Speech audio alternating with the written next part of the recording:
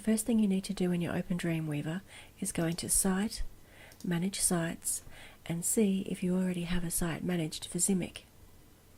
Here it shows me that I have, but now I want to edit it and I want to make sure that my folder is being seen in the local files. I want to make sure I have the correct folder, and I do. I can see that my breadcrumb trail leads me to my web folder, and my files are showing up in the right hand side here. Now if you don't see the correct folder here, you need to browse and browse for the correct folder, which will be inside Folio Site, and it will be the web folder. You choose that folder, and on the PC it will ask you to select to choose the folder for web. So make sure that you can see the word web right at the end here.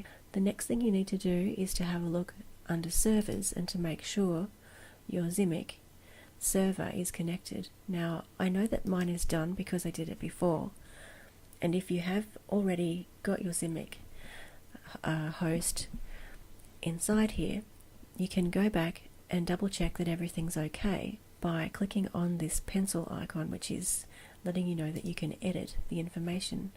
So the information you need to have inside this window is your FTP address or the host, and Zimic has given us all very similar information, except the difference will be that our student numbers are different at the front.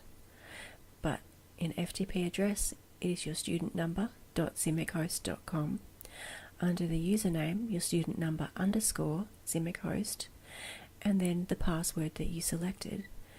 And then once you test, Dreamweaver will tell you whether you've been successful in connecting, and I know that I have because I did it just before. And if it doesn't work the first time, try it a couple more times. Sometimes you might have some issues, but keep trying, because sometimes it can take a few goes to connect. Once you've done all that, click on Done, and then we can navigate over here to our local files, and we can double click on the index file to open it in Dreamweaver. And this is how I want you to open all of your files in Dreamweaver from now on.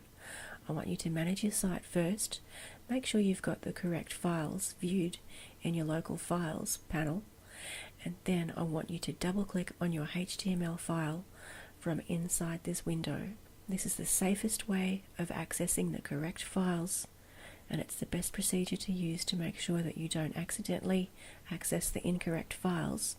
When it comes to producing your assignment, you need to make sure that you're copying the right files onto Zimic. Now I will just go through again the process of connecting to the remote host. You see this little PowerPoint icon here? That enables you to connect to Zimic. It's going to come up with a little window to let me know that it's connecting. Once it's finished connecting, you'll notice that there's a little green light and the PowerPoints have joined, so the plug is connected. Now if you wanted to copy these files onto Zimic host, you would select this icon on the right hand side here, and it expands the view to show you the remote server on the left, which is Zimic host. So these are all of the files that you have placed on Zimic in the past, and your vector assessment HTML page should be in here with your images folder. And on the right hand side you'll have your local files, and you'll remember me showing you that to put files from your local files onto Zimic host, you select them on the right hand side here, and then you choose the Put Files icon to transfer the files across. Now I'm not going to do that because I don't need to do that now, but I wanted to show you again how that works so that it makes more sense to you. I'm going to close that down, and for the moment I'm going to disconnect from the server because I don't need to be connected right now.